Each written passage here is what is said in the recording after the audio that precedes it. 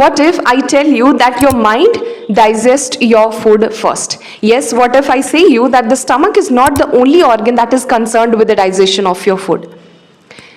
Every time you scroll Instagram, watch Netflix, or reply to WhatsApp while eating, you are interrupting your digestion even before it begins.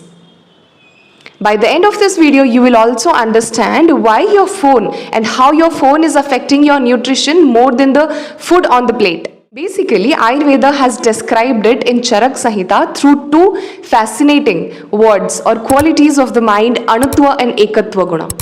And today, that 2000 years back modern problem discussion will be unfolded to you through this video. So let's get started. Most of us believe that digestion starts after our food reaches the stomach, but Ayurveda says it starts so much earlier. The moment you see the food, you touch it, you taste it, the body starts preparing. You may have seen saliva, यानी लाल का गिरना. Saliva changes, digestive enzymes activate हो जाते हैं, hormones get activated, and the entire nervous system also shifts to rest and digest. Be calm and feel the happiness.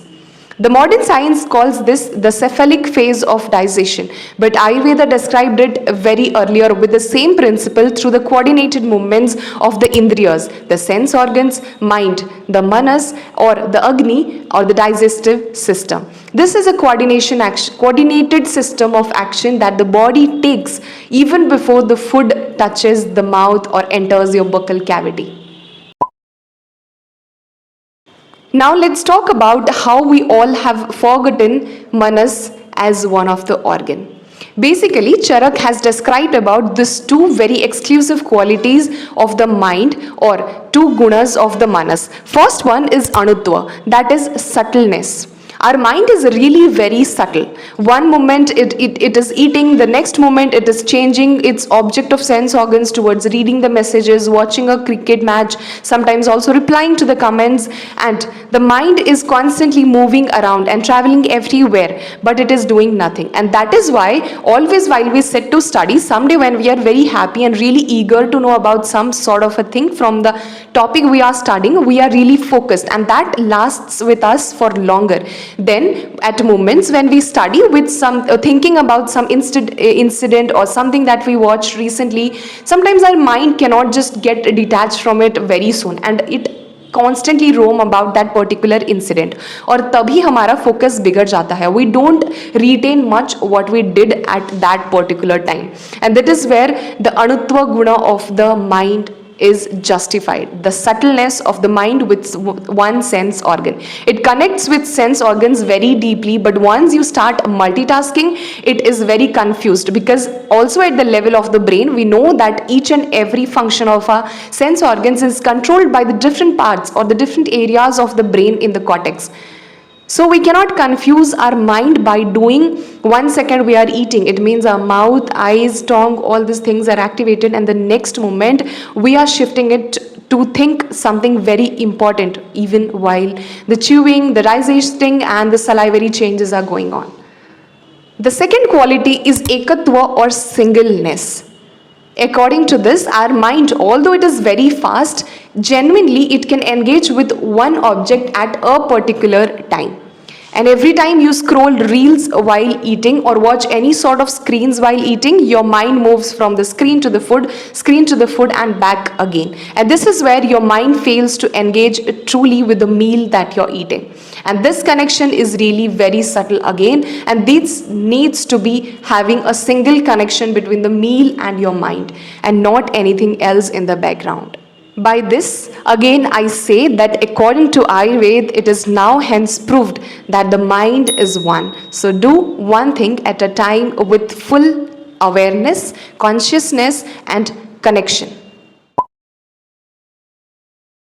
Most of us often think that our stomach will anyway digest our food. Yes, absolutely, because automatically and chemically our body does it even when we don't want to. Digestion was actually controlled by our stomach. but also contributed by our mind. And nourishment is very much more than just breaking our food into smaller particles. Okay, let's think that once we eat rice, it means today we had rice, dal and curry. And the next moment it turns into blood, and the next moment to muscles, the next moment to fats, then bones, then marrow and reproductive tissue. Ayurveda again says that our food or our nourishment progresses through the 7 dhatus in the body or the 7 tissues in the body, each supporting the next. It means the previous one, if doesn't get nutrition, the next one is a failure.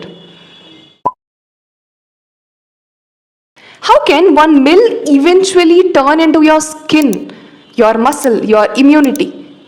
And now I feel like this transformation can never be just a random happening in the body.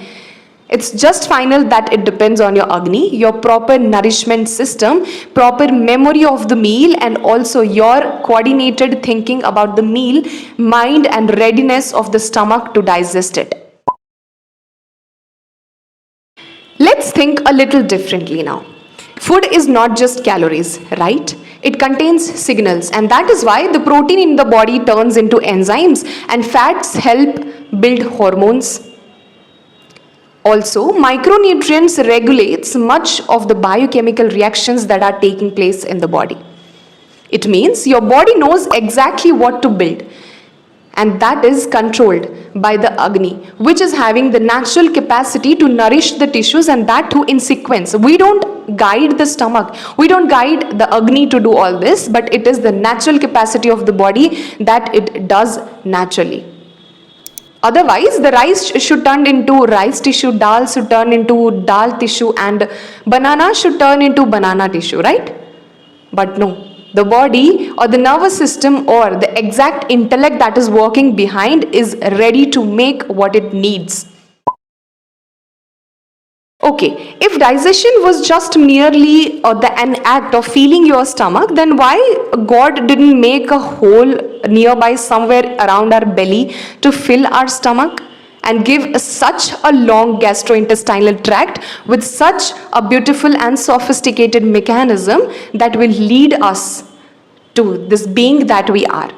And hence, here I want to say that Acharya Charak has repeatedly emphasized on that right conduct of eating your food, which is called as Ahara Vidhi Vidhan, which contains 8 points, which says the actual non-superstitious etiquettes of how you should eat. That includes points like you should eat in a clean environment, what you should eat, how fast you should eat, and how properly your awareness regarding the meal can help you out with your nourishment.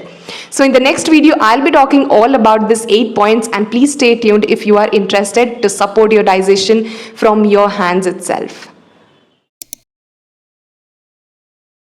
And here is a simple challenge for you people. Please make it happen for yourself for at least 7 days.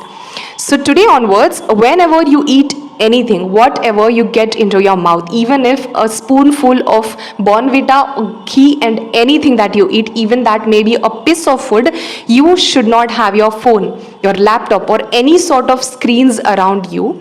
It's just you and your meal. And definitely I want to say that you will feel the change of this 5 things. First of all, you are chewing your food more.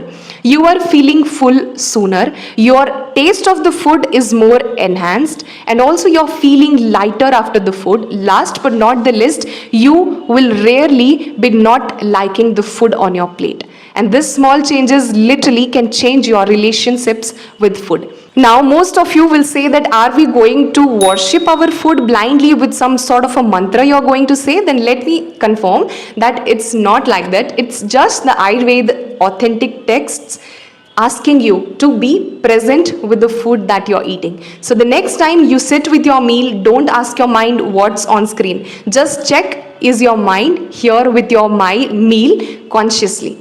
And that is how you can change the way you eat and get your nourishment. So meet you in the next one. Till then, stay healthy and bye-bye.